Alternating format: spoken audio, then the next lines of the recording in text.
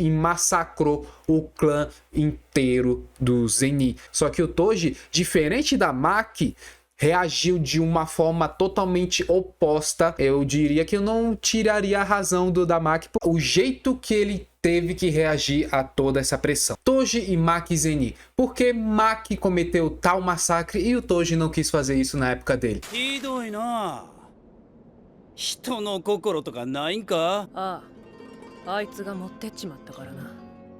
Mas antes, se inscreva nessa porra e bora pro vídeo.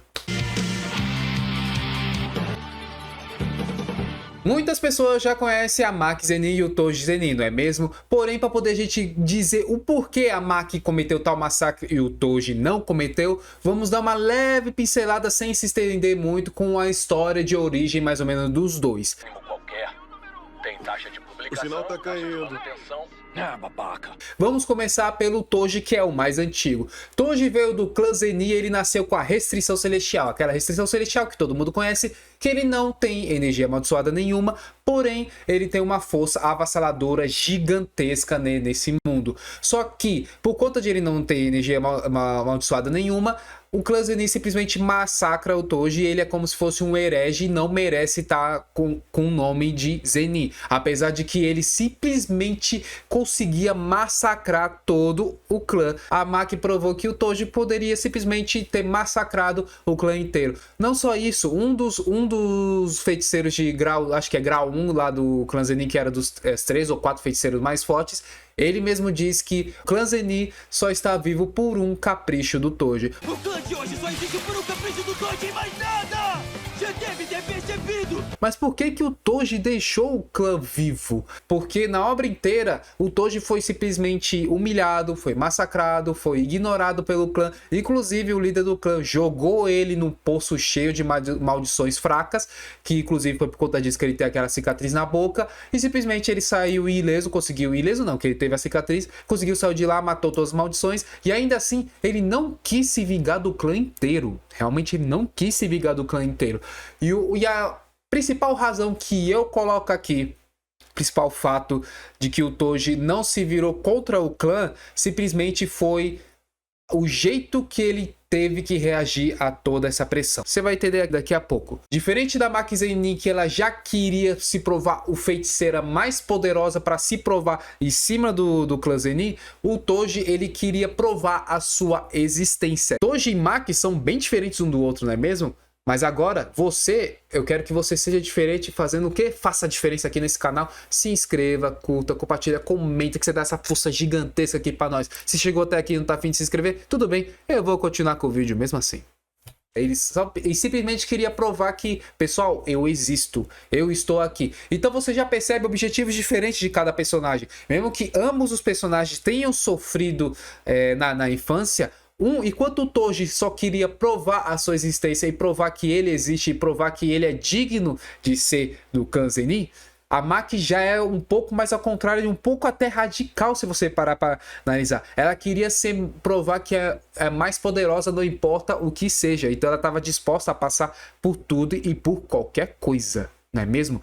O Toji, já quando ele foi nesse caminho, o que aconteceu? Ele foi indo nesse caminho e acabou conhecendo alguém, acabou conhecendo a esposa dele. O Toji, quando ele conheceu a mulher dele, já conheceu um outro lado. Porque assim, pessoal, não importa o quanto o homem seja amargurado, triste, fudido da vida, quando ele conhece uma mulher que ele realmente ama, ele vai seguir essa mulher e vai saber o que essa mulher do Toji ensinou pra ele. A famosa Fushiguro, que eu não sei se foi dito no anime, acho que no anime ou no mangá, sei lá o nome dela, porque realmente não sei. A famosa Fushiguro, que inclusive o Toji, a ponto de ele destrinchar o nome Zenin, destrinchar no sentido assim, eu não quero mais esse nome, agora eu sou Fushiguro. Então o Toji, ele escolheu simplesmente abandonar o passado.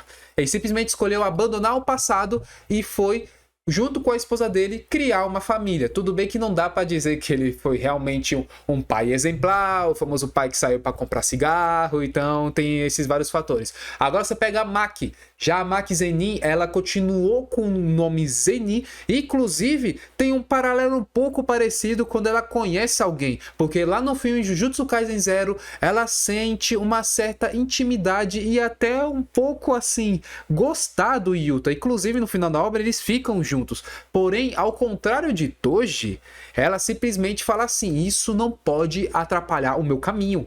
Ou seja, a Maki estava tão determinada a ser a mais forte e voltar contra o clã Zenin a ponto de assim, ó, aqui, ó, bate no peito assim, ó, eu sou o melhor e vocês vão se arrepender por conta disso. Não, ela não deu nem chance pro Yuta. Um simples fagulha de que uma pessoa que reconheceu a Maki, porque o Yuta reconheceu a Maki como uma pessoa forte, como uma pessoa incrível, e a Maki ficou acorada por conta disso, ficou surpresa. Só que mesmo assim, ela não quis dar cabimento a isso, não quis alimentar aquilo, não quis continuar com isso. Por quê? Por conta do objetivo dela de seguir com seu objetivo de ser a mais forte do clã Zenin. E você vê já o paralelo ali. Enquanto o Toji já se entrega à mulher Fushiguro, a Maki não se entrega ao Yuta no começo. A Maki continua com o seu caminho de ódio, podemos dizer assim. Você é burra, Maki.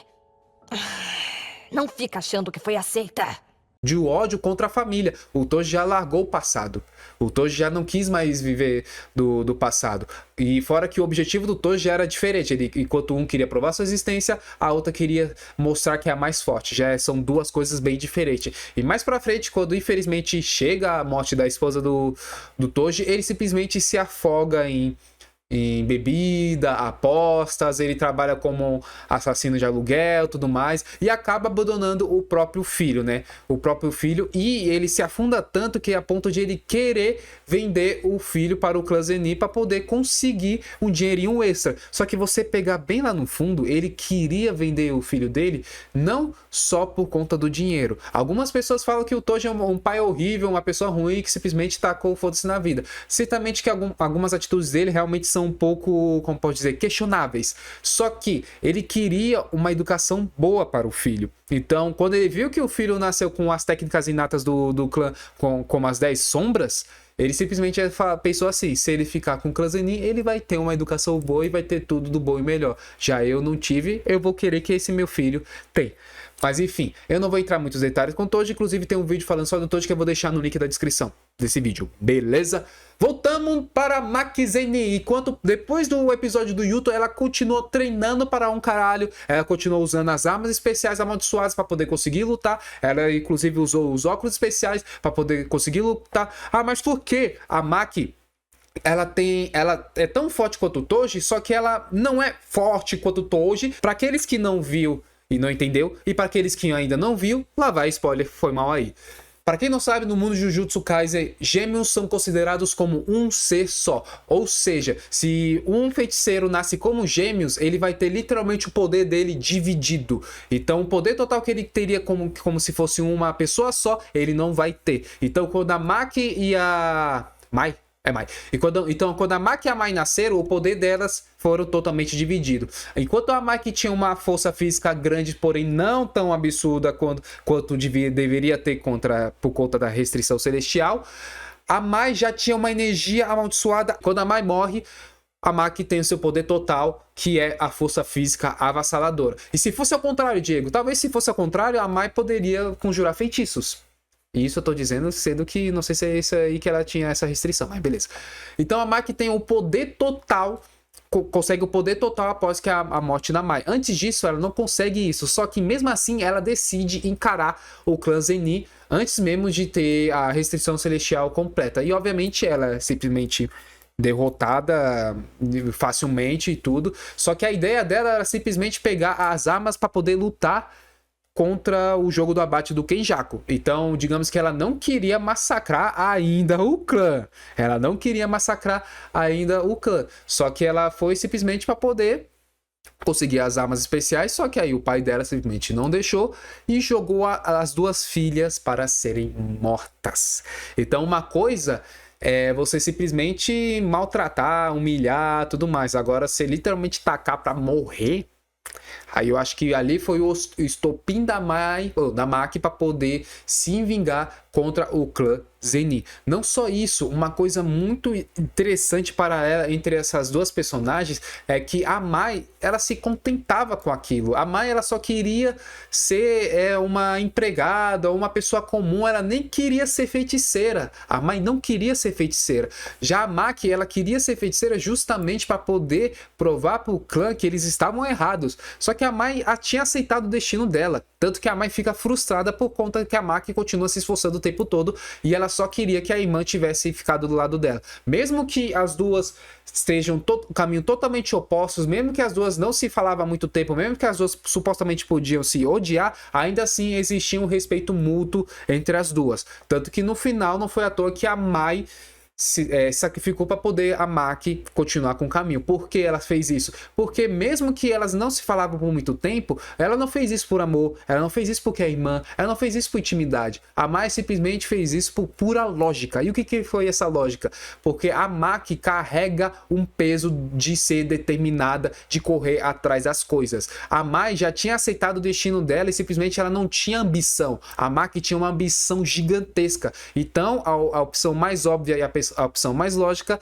é a Maki viver, porque se a Maki morresse e a Mai sobrevivesse, não ia fazer sentido, porque ela nunca queria ter essa vida de feiticeira Jujutsu, ela nunca queria ter. Então a escolha mais lógica foi a Maki viver, e assim aconteceu. A ambição da Maki Zenin estourou, e quando estourou, ela fez a limpa literalmente e massacrou o clã inteiro do Zenin. E sobrou praticamente, só foi ela, né? Sobrou ninguém. Basicamente fez a limpa.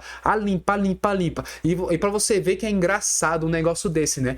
Porque assim, enquanto eles massacravam o Toji lá na época, humilhando eles, que ele não podia ser o líder do clã e tudo mais, e olha a diferença de poder dessa restrição celestial. A Maki provando que, assim, naquele momento, muitas pessoas falam que ela se equiparou ao Toji. Eu acredito que realmente se equiparou ao Toji. A questão é que algumas coisas podem ser diferentes de poder entre os dois personagens, como experiência de combate, mais vivido, o Toji era mais vivido, tinha mais experiência, enfim, essas coisas aí. Só que ele provou como que o potencial do Toji que podia ter feito tudo aquilo. Só que o Toji, diferente da Maki, reagiu de uma forma totalmente oposta do que quando quando o clã massacrou e humilhou eles. Quando eu falo massacrou, pessoal, é como se fosse uma espécie de humilhação, não massacrou de matou, tá?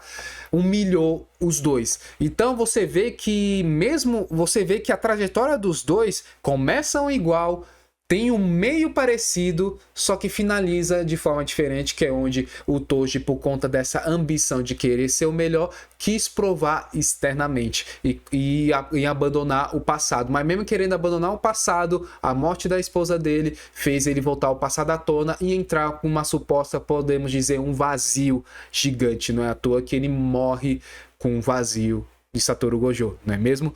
E quanto a Maki, já a Maki continua carregando essa ambição, ela tem o meio do caminho com o Yuta, ignora o Yuta, aí chega no final, perde a irmã e aí então desperta. Para você ver a diferença quando alguém que já nasce com poder, que foi o Toji, e alguém que não nasceu com poder e depois conseguiu o poder. Não tem aquele ditado que fala assim, se você quer realmente conhecer as pessoas, dê poder a elas. Então o Toji sempre teve poder e sempre tinha capacidade de acabar com isso. Só que ainda eu acredito que ele tinha um pouco de humanidade, isso aqui já é teoria minha, para poder não querer fazer isso. Ah, mas o que a Maki fez é desumano?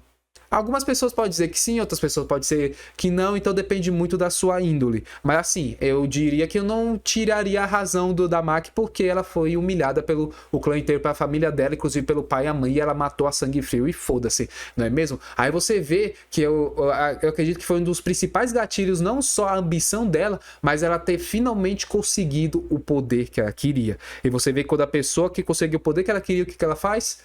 Você reconhece como que a Maki Zenin fez. Simplesmente um massacre do clã Zenin inteiro. Enquanto um só queria provar sua existência, o outro queria provar ser o mais forte e literalmente passar por cima da própria família. É isso, pessoal. Espero que tenham gostado do vídeo. Não esqueça de curtir, compartilhar, comentar. Se inscreva nesse canal que você dá essa força gigantesca aqui pra nós. Tamo junto, desligando.